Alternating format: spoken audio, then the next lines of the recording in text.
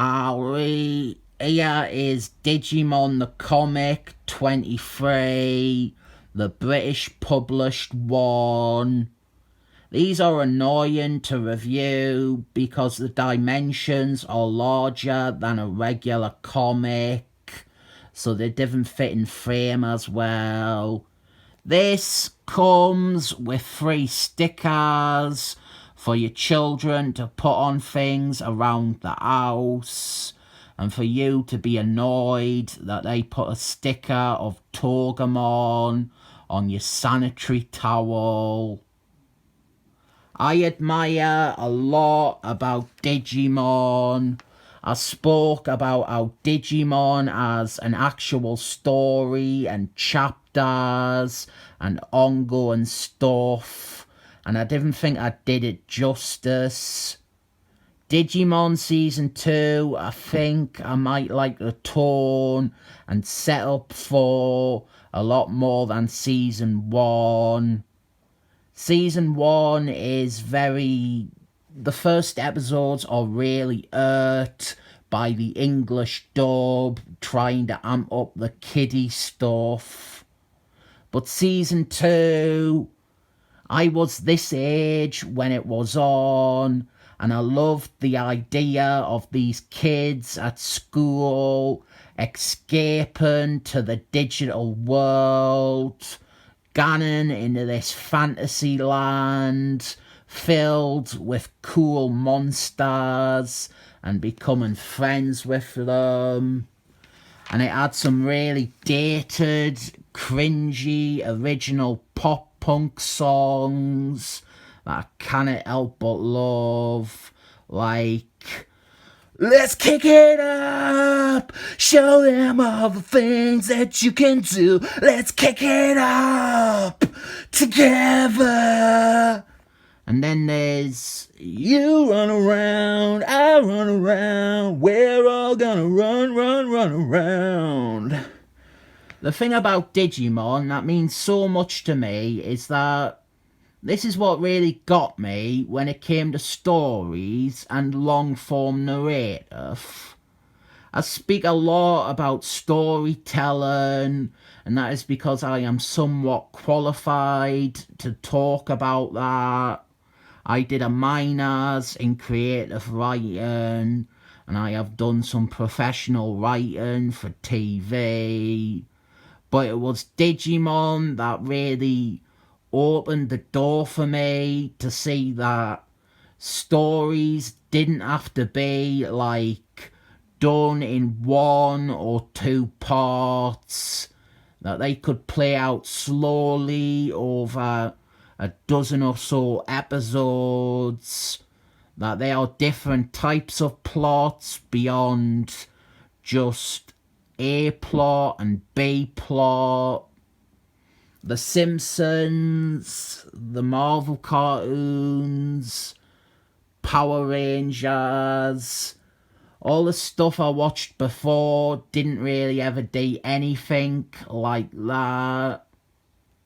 Digimon still does have done-in-one episodes and plots and some stuff that screams filler, but there is always some component of a larger ongoing story in there. The Pokemon comparison is obviously brought up a lot.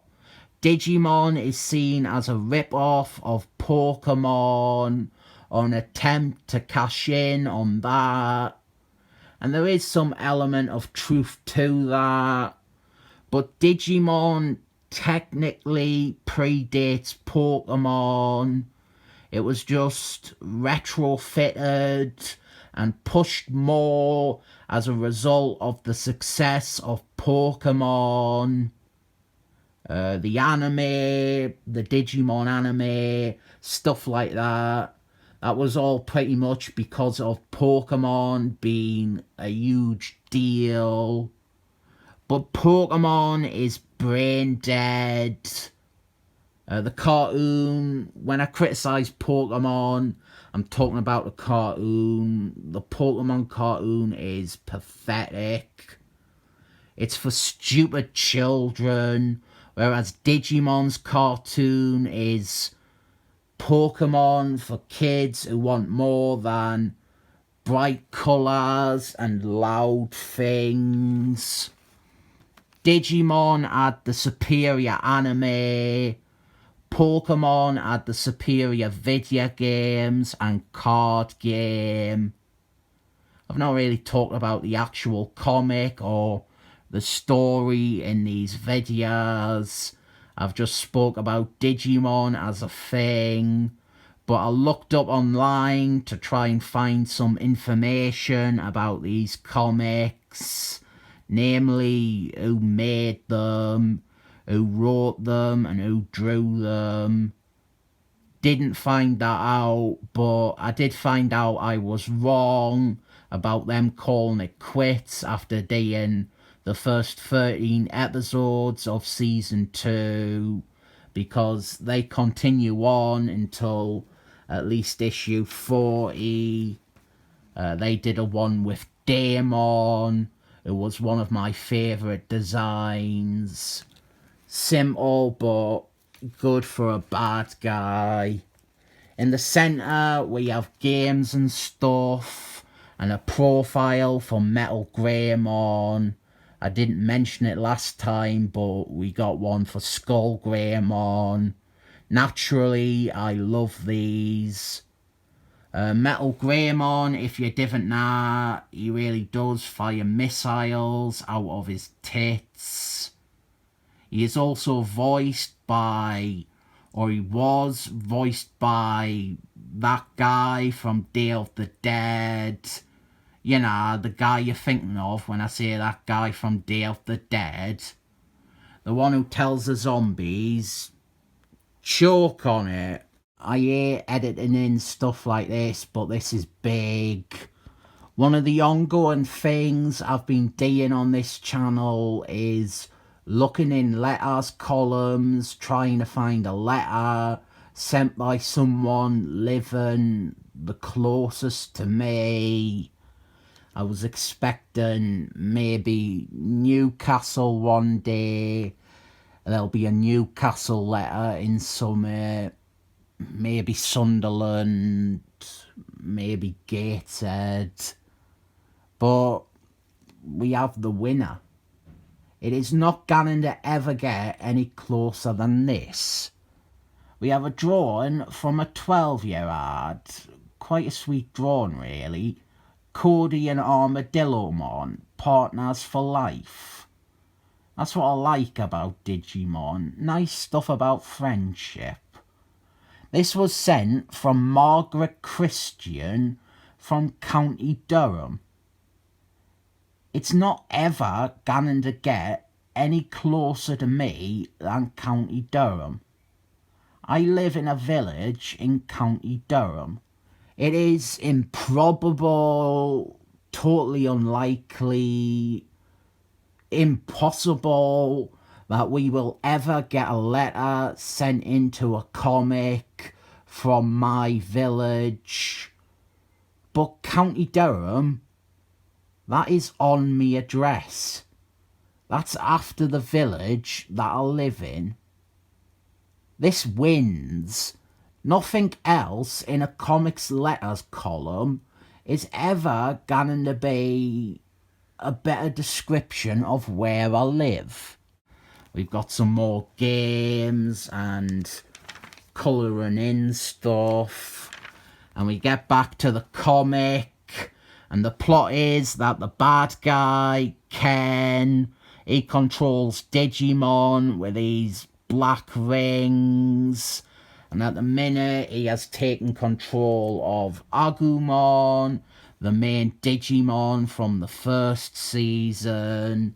And he is forcing him to do his bidding. Agumon, he digivolves into Metal Greymon. And I liked this little touch in season 2 when they had evil Metal Greymon. They had him be blue, which is a reference to the character's original design. Metal Greymon was one of the very first Digimon designed, and this was his original colour scheme, but then they eventually updated it to orange to match Greymon. Honestly, I always thought these episodes were a bit of a drag. They didn't seem to do that much, and there is this thing in season 2 where they overly screw over the characters and the main Digimon from season 1. I mentioned the World Tour story arc in the other Digimon comic I looked at, and that one is very emblematic of that problem.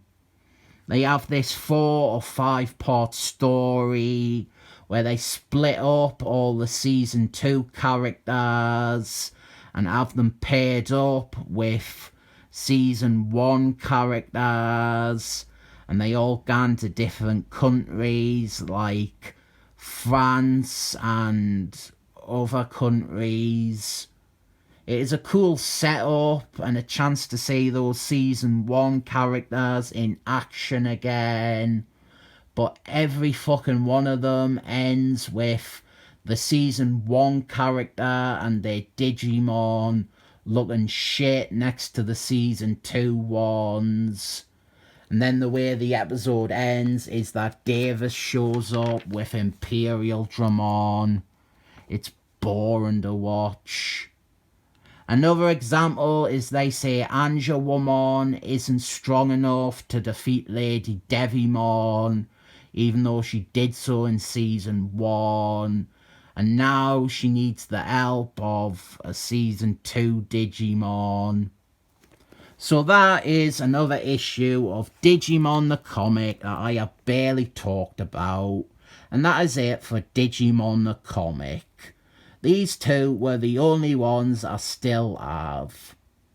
It feels off to do 2 videos about Digimon and never acknowledge the really great earworm of a theme song. Digimon, digital monsters, Digimon are the champions.